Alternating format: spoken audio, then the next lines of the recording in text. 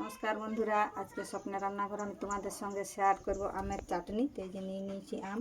তো আমগুলো খুব সুন্দর কচি আমগুলো আমি চাটনি করব। তো এইভাবে আমি ছুলে নেব।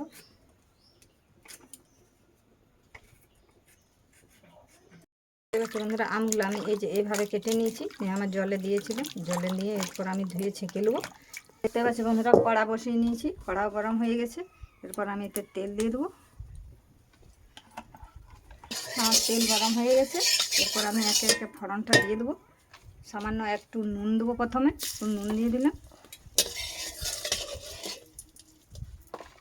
তারপর দিয়ে দেবো একটা তেজপাতাকে দুখালি করে, আর দিয়ে দিচ্ছি দুটা কাঁচা লঙ্কা, একটা শুকনো লঙ্কা, আর দিয়ে দিচ্ছি হচ্ছে পাঁচ ফোড়ন।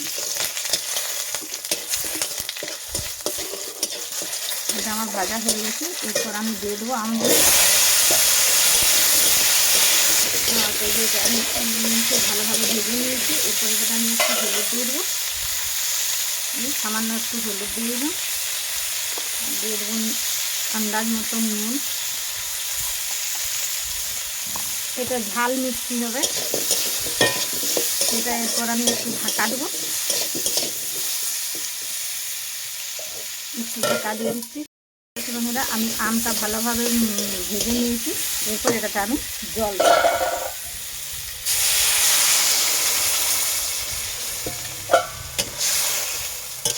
এরপর আমি আবার ঢাকা দেবো।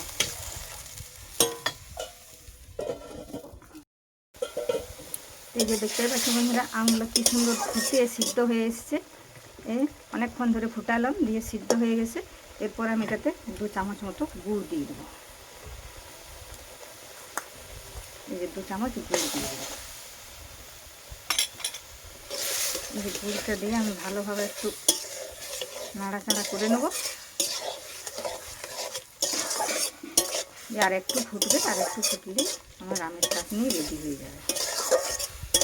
বন্ধুরা, গুড় দিয়েও আমি কি সুন্দর একবার ফুটিয়ে নিলাম। এটা এবার হয়ে গেছে, এটা আমি এখন নামিয়ে নেব। এই যে দেখতেই পাচ্ছ বন্ধুরা, আমের মিষ্টি ঝাল মিষ্টি চাটনি কি সুন্দর হয়েছে। তো এখন তো চাটনি খাবারের সময়, তো তোমরাও এইভাবে বাড়িতে করে খাবে। আর যদি এই চাটনিটা তোমাদের ভালো লেগে থাকে, একটা লাইক একটা সাবস্ক্রাইব করবে।